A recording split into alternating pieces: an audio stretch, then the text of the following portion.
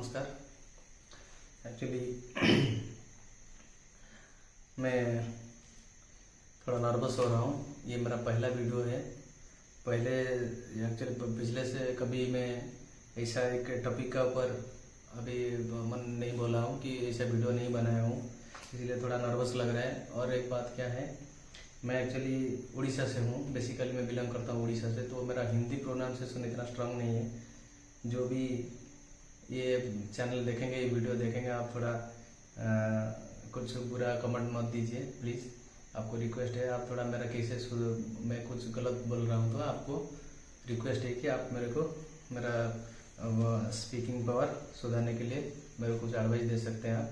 और ऐसे अगर अप्रिसिएशन मिलेगा थोड़ा बहुत तो मैं आगे और अच्छा वीडियो बना सकता हूँ। तो आज मैं ऐसा टॉपिक लेके आया हूँ जिसका ऊपर मेरे को थोड़ा सा आइडिया था और मेरे को थोड़ा बोलने के लिए इजी रहेगा। जैसे मेरा पहला वीडियो है तो थोड़ा बोलने के लिए मेरे को इजी रहेगा, तो मैं थोड़ा मतलब अपना कंफर्ट जोन में बोल पाऊंगा। और फर्स्ट वीडियो है तो आपको थोड़ा अच्छा लगेगा। इसलिए आज मैं मेरा टॉपिक एक लेके आया हूँ, reserve bank of India integrated ombudsman scheme.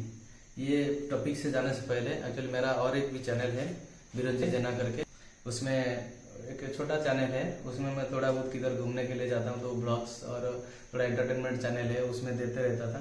अभी ये एक नया चैनल बनाया हूँ, सिर्फ इसमें आपको कुछ टॉपिक का ऊपर डिस्कशन, कुछ ज्ञान और कुछ मतलब जैसे आपको सीखने के लिए मिलेगा उसी का ऊपर लेक्चर टाइप का आपको थोड़ा बता सकूँ। तो जैसे मैंने बोला, आज का टॉपिक है reserve bank of India integrated ombudsman scheme. Actually ये क्या है, रिजर्व बैंक बोले तो भारत का जो सेंट्रल बैंक होता है, बैंकर्स का बैंक होता है। बैंक जितना भी भारत में प्राइवेट, पब्लिक, कुछ भी नेशनल, ग्रामीण बैंक कुछ भी हो, इन सब बैंकों का बैंक है रिजर्व बैंक ऑफ इंडिया। तो रिजर्व बैंक ने क्या किया, इंटीग्रेटेड ओम्बड्समैन स्कीम 2021 लेके आया। इंटीग्रेटेड ओम्बड्समैन स्कीम मतलब सम्मानित ओम्बड्समैन लोकपाल स्कीम योजना, सम्मानित लोकपाल योजना 2021। ये स्कीम क्या है? एक्चुअली ये स्कीम जाने से पहले मैं आपको बताना चाहूंगा, ये ओम्बड्समैन जो लोकपाल है, लोकपाल उसको बोलते हैं जो हमारा समस्या का निवारण करता है, समस्या का समाधान देता है, उसको लोकपाल कहते हैं। तो ये इंटीग्रेटेड ओम्बड्समैन स्कीम 2021 में समस्या निवारण करने के लिए सिर्फ ये किस चीज के लिए एप्लीकेबल है ना, रिजर्व बैंक द्वारा नियंत्रित संस्था। रिजर्व बैंक का अंडर जितना भी फाइनेंशियल इंस्टीट्यूशन है, जो भी पेमेंट, फाइनेंस, ये सब रिलेटेड काम करते हैं, वो सब रिजर्व बैंक का अधीनस्थ संस्था है। तो एक्चुअली ओम्बड्समैन पहले क्या था, पहले बैंकिंग ओम्बड्समैन था। ये स्कीम आया था 2006 में, तो 2006 में बैंकिंग ओम्बड्समैन स्कीम आया था। और बाद में आया एनबीएफसी। जैसे बैंकिंग सर्विस आगे बढ़ने लगा तो नॉन बैंकिंग सेक्टर सब आने लगे, फाइनेंशियल कंपनी सब बैंक कारोबार के लिए आने लगे। वो डील तो करते हैं फाइनेंस रिलेटेड, लेकिन ये बैंक नहीं है। जैसे कि आप गाड़ी का शोरूम में जाएंगे तो उधर बैठे रहते हैं L&T finance, Aditya Birla finance, Bajaj finance, वो सब लोग बैठे रहते हैं। तो वो आपको भी गाड़ी फाइनेंस करते हैं। आप बाइक लेके आ जाते हैं तो बाद में किस्तियां भरते रहते हैं उन लोगों को, तो वो हो जाते हैं नॉन बैंकिंग फाइनेंशियल कंपनीज। इनके लिए आया 2018 में। फिर डिजिटल ट्रांजैक्शन पेमेंट ऑपरेटर, ये क्या है, जैसे दुनिया आगे जाने लगा तो पेमेंट ऑपरेटर सब आ गए। पेमेंट ऑपरेटर बोलेंगे तो आपका जैसे मोबाइल में आप आजकल फोन पे यूज कर रहे हैं, जी पे यूज कर रहे हैं, गूगल पे यूज कर रहे हैं, आप पेटीएम यूज कर रहे हैं। तो इसमें क्या होता है, आपको अगर किधर पैसा का कुछ प्रॉब्लम होता है, भेज तो देते हैं, लेकिन 2 दिन हो गया, 3 दिन हो गया, जाता नहीं रहता है। आप कंप्लेन देते हैं फिर भी समाधान नहीं होता है। तो इनके लिए आया 2019 में ओम्बड्समैन स्कीम का डिजिटल ऑपरेटर। तो तीनों पहले चल रहा था 2019-21 तक, ये तीनों चल रहा था। आपको इधर कुछ प्रॉब्लम हुआ तो इनके पास, बैंकिंग के पास जाना पड़ेगा, ओम्बड्समैन के पास। इधर कुछ प्रॉब्लम हुआ तो एनबीएफसी ओम्बड्समैन में जाना पड़ेगा। लेकिन सारे तो कंट्रोल करता है रिजर्व बैंक ऑफ इंडिया, लेकिन आपको इधर उधर कंप्लेन देना पड़ता था।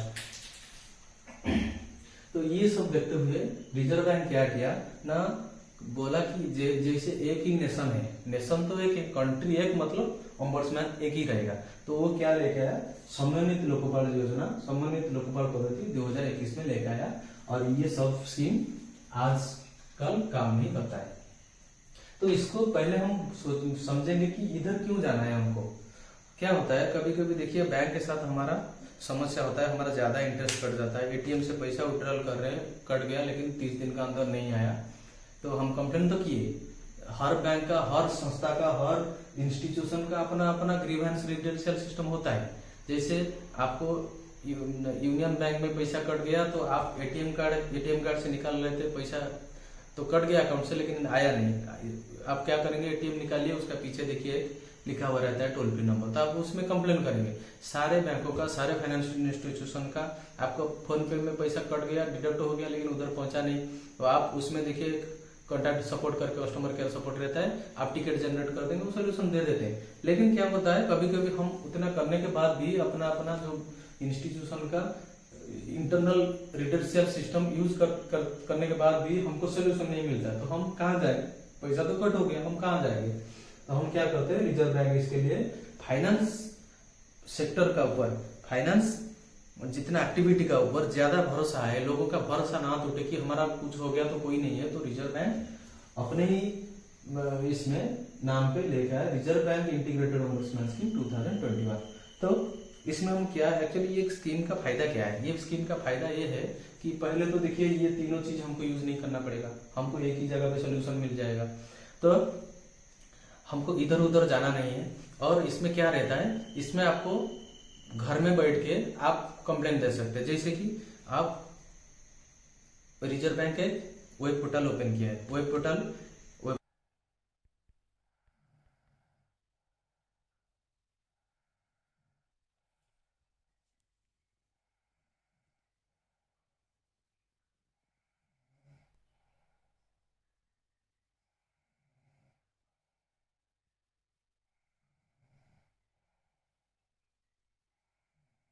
Complain, feedback and appeal. आपको कंप्लेन करना है, फिर ट्रैक करना है, अगर कंप्लेन का समाधान मिल गया तो संतुष्ट हो गए तो फीडबैक दे देना है, अगर संतुष्ट नहीं है तो फिर से आप अपील कर पाएंगे। अपील आप करेंगे तो रिजर्व बैंक का हायर ऑफिसर जैसे ईडी लेवल का लोग आपको फिर वो कंप्लेन को समाधान करते हैं कि उसको फिर से रिवाइज देखते हैं। तो जो लोग वेब पोर्टल यूज नहीं कर पाएंगे, वेब पोर्टल कंप्यूटर के बारे में आइडिया नहीं है, तो उनके लिए सिंपली आजकल सब लोग स्मार्टफोन यूज कर रहे हैं, आईफोन यूज कर रहे हैं। तो हम देखिए, हम आईफोन या स्मार्टफोन ओपन करने से पहले दुकान से तो ले आए, दुकानी से तो ले आए, लेकिन ओपन करने से पहले हमको एक ईमेल आईडी जरूरत पड़ता है। तो आजकल सारे लोगों का ईमेल आईडी, अपना अपना ईमेल आईडी है, जैसे जीमेल में, याहू में, रेडिमेल में, किधर भी रहता है। तो वो मेल से, अपना ही मेल से हमको मेल करना है, रिजर्व बैंक को मेल करना है। मेल का एड्रेस, मेल आईडी है CRPC centralised receipt and processing centre, CRPC लिखना है, सेंट्रलाइजेशन नहीं लिखना है, पूरा फुल में, फुल फॉर्म समझने के लिए बोल रहा हूँ। CRPC@RBI.org.in, इसमें ही भेज देना है। क्या भेजना है, सब्जेक्ट डालना है, क्या समस्या हुआ है, और डिटेल्स में लिखना है आपका कौन सा संस्था के साथ हुआ है, क्या हुआ है, कब कंप्लेंट दिए थे, आपको अभी तक वो जवाब दिए कि नहीं दिए, और आपका मोबाइल नंबर, एड्रेस और आपका मेल आईडी डाल के भेज देना है। तो वो क्या होता है, आप अगर डिटेल्स नहीं देंगे तो आपको बोल नहीं पाएंगे, आपका समस्या का समाधान मिला नहीं मिला वो आपको बता नहीं पाएंगे। तो सिंपल रहता है, हम जैसे घर में बिजली का कंप्लेंट देते हैं, बिजली कट जाता है, कुछ होता है, कंप्लेंट देते हैं, तो सिंपल वैसे ही रहता है। और जो लोग वेबसाइट यूज नहीं कर पाएंगे और आपको मेल आईडी भी यूज नहीं कर पाएंगे, तो वो लोग के लिए क्या रहता है, रिजर्व बैंक एक मोबाइल नंबर दिया है, टोल फ्री नंबर दिया है। मोबाइल नंबर तो नहीं बोलेंगे, टोल फ्री नंबर बोलेंगे। वो क्या रहता है, 14448, 144448, 144448। उसमें आपको मोबाइल लेना है, कॉल करना है, आप कौन सा भी लैंग्वेज में बात करो, उधर उनका एग्जीक्यूटिव रहते हैं, वो आपका समाधान, समस्या का रिकॉर्ड करते हैं, कंप्लेंट नंबर आपको दे देते हैं। फिर आपको कुछ दिन बाद फिर वही फोन करके दोबारा अगर कंप्लेंट आईडी बता देंगे तो वो आपको बोल देंगे कंप्लेंट आज का दिन में क्या स्टेटस है कंप्लेंट का। तो ये हो गया। जो लोग वेब पोर्टल यूज नहीं कर पाएंगे, मेल आईडी है, मेल आईडी नहीं यूज कर पाएंगे तो आपको मोबाइल टोल फ्री नंबर भी है। और टोल फ्री नंबर जो लोग ये तीनों काम नहीं कर पाएंगे तो उनके लिए सिंपल एक कागज लेना है, पेपर लेके लिख देना है उसमें मैं ये लोग लिख रहा हूँ, मेरा यही संस्था के साथ ये प्रॉब्लम हुआ है, तो मेरे को मेरा मोबाइल नंबर, मेल आईडी, मेरा एड्रेस ये है, मेरे को समाधान चाहिए। तो वो डिटेल्स थोड़ा भरना पड़ेगा। अगर डिटेल नहीं भरेंगे तो रिजेक्ट कर देंगे, क्योंकि वो आपको बताने के लिए किसको कोई है ही नहीं, तो किसको बताएंगे वो समस्या का समाधान। तो आपको डिटेल्स लेके किधर भेजना है, centralised receipt and processing centre, reserve bank of India, central Vista, sector 17 Chandigarh, pin code है 160017। तो आप अगर मेरे को बोलेंगे अभी, तो हम तो इधर रहते हैं, उड़ीसा में रहते हैं, हम दिल्ली में रहते हैं, हम कोलकाता में रहते हैं, हम चंडीगढ़ क्यों भेजेंगे? आपको पहले बोला कि ये जैसे कि इंटीग्रेटेड ऑम्बड्समैन स्कीम है, तो रिजर्व बैंक इसमें एक ही वेबसाइट, वो एक ही मेल आईडी, एक ही टोल फ्री नंबर और एक ही एड्रेस दिया गया है। आप किधर होना हो, आपको वो लोग फिल्टर करके आप कौन सा जोन में आते हैं, उड़ीसा में, कोलकाता में किधर आते हैं, वो लोग कौन सा बैंक के साथ हो, उनका काम है वो फिल्टर करके आपके पास तक समाधान पहुंचाना।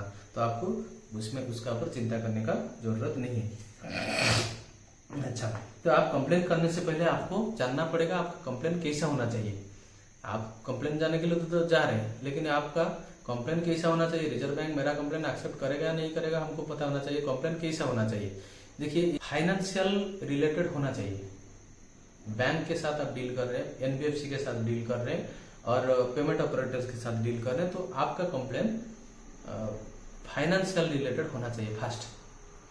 सेकंड, आपको कौन सा बैंक में जाते हैं, कौन सा किधर जाते हैं, आपको सर्विस ठीक से नहीं मिल रहा है। आप एटीएम कार्ड तो साइन करके लिख दिए, लेकिन 2 महीना हो गया नहीं आया, तो ये सब जो सर्विस का इशू है, आप कंप्लेन तो कर सकते हैं रिजर्व बैंक के बैरियर नहीं रखा है, ओपन रखा है सबके लिए, कंप्लेन तो कर सकते हैं। लेकिन रिजर्व बैंक का ऊपर डिपेंड करता है उसी टाइप का कंप्लेन कि आपका बैंक का कोई ऑफिशियल के नाम पे कोई ऑफिसर आपको कुछ बोला है कि कुछ करा है, वैसे कंप्लेन तो आप कर सकते हैं। लेकिन वो रिजर्व बैंक एक्सेप्ट करेगा नहीं करेगा उसका ऊपर है, 90% केस में वो एक्सेप्ट नहीं होता है। तो आप नॉर्मली देखिए फाइनेंशियल रिलेटेड होना चाहिए। आपको फाइनेंशियल किधर लॉस हुआ है तो वो कंप्लेन लेके जाइए।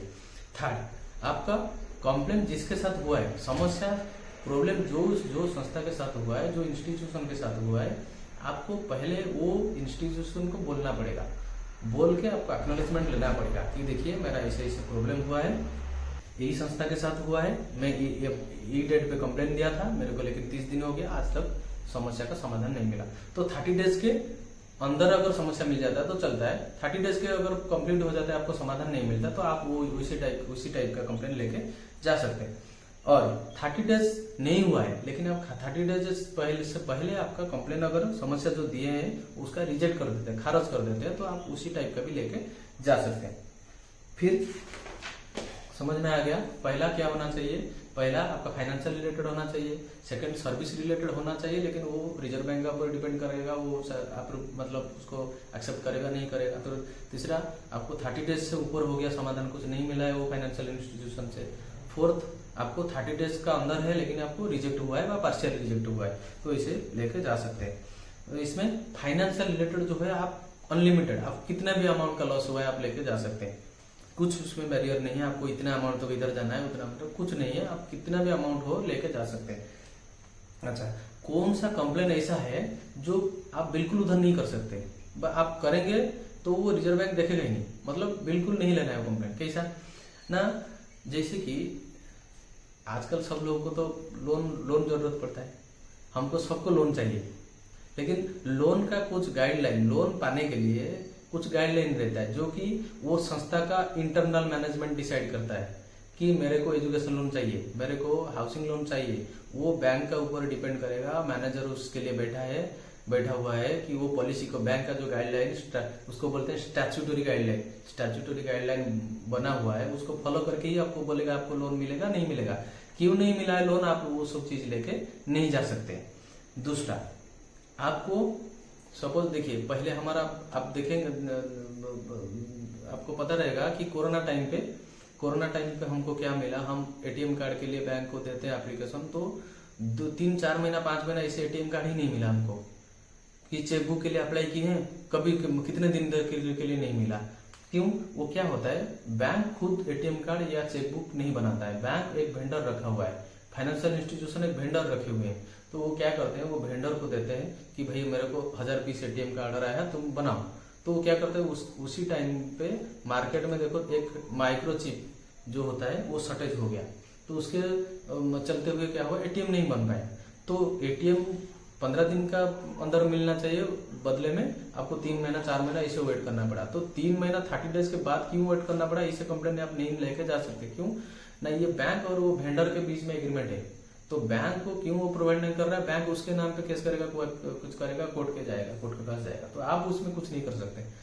अब तीसरा, सपोज आजकल आप बैठे हुए हैं, आपको कुछ समस्या हुआ, आपको समझ में नहीं आ रहा है, आप मैं कैसे लिखूं, क्या करूं, तो आप क्या किए, एडवोकेट के पास, डॉक्टर के पास, कि हमारा कोई बैंक का जो टॉप मैनेजमेंट है वो सर के पास गए, सर मेरे लिए कंप्लेन आप भेज दीजिए ना। तो वैसे नहीं हो पाएगा। आप कि लीड डिस्ट्रिक्ट मैनेजर रहते हैं, बैंक का टॉप एग्जीक्यूटिव रहते हैं, बैंक का मैनेजर रहते हैं, कोई भी रहते, ये प्रॉब्लम हुआ है, आप थोड़ा मेरे लिए लिख के भेज दीजिए, वो ऐसा कंप्लेन एक्सेप्ट ही नहीं होगा, क्योंकि आपको आपका समस्या आपको ही बताना पड़ेगा। हाँ, आप किसी का हेल्प ले सकते हैं, आपको हेल्प ले सकते हैं लिखने के लिए, मैं नहीं लिख पा रहा हूँ तो आप कोई एजुकेटेड बंदा का हेल्प ले लीजिए लिखने के लिए, लेकिन आप किसी के थ्रू नहीं जा सकते। फोर्थ क्या रहता है, कोई भी पेंडिंग रहता है केस, कोर्ट केस कुछ पेंडिंग रहता है, जैसे बैंक का पैसा नहीं भरते हैं तो बैंक क्या करता है, एक सिविल सूट करता है, कि किधर डीआरटी में सूट होता है, कुछ सरफेसिया रहता है। तो जो भी ट्रिब्यूनल में या सिविल डिस्प्यूट रहता है, कोर्ट में कुछ पेंडिंग रहता है, तो इसी टाइप का कंप्लेन हम लेके नहीं जा सकते। तीसरा, हमारा एजुकेशन लोन में ईयरली कुछ सब्सिडी मिलता है।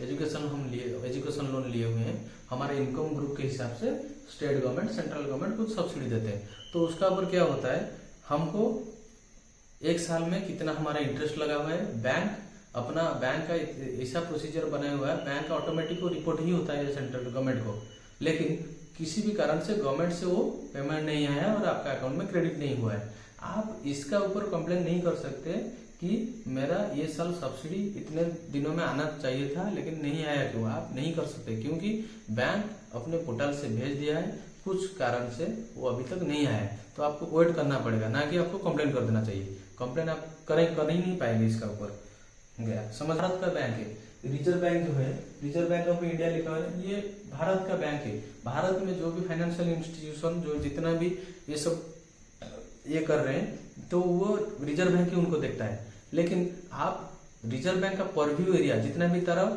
वर्किंग एरिया है, उससे बाहर जाके अगर कुछ कर दिए और आके रिजर्व बैंक को कंप्लेन किए तो रिजर्व बैंक नहीं एक्सेप्ट करेगा। तो ये रिजर्व बैंक का परव्यू अंडर, रिजर्व बैंक का अधीनस्थ आना चाहिए। तो ये हो गया। हम एक्चुअली हमको कुछ समाधान मिला है, तो हम क्या कर देंगे, हम समस्या का समाधान के साथ अगर संतुष्ट नहीं है, हम फिर अपील कर पाएंगे।